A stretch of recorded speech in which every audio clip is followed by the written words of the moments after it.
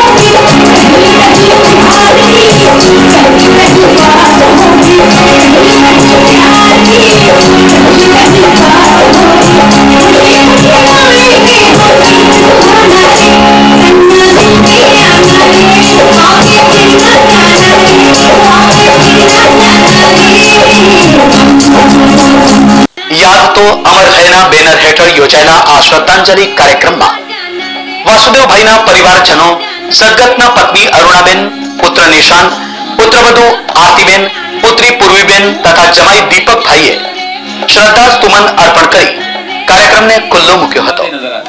આ પ્રસંગે બોલિવૂડના જાણીતા દિગ્દર્શક નીરજ વોરા સહિત આમંત્રિત અગ્રણીઓ અને શહેરભરના સંગીત પ્રેમીઓએ આ સંગીત સંધ્યાને મન ભરીને માણી હતી।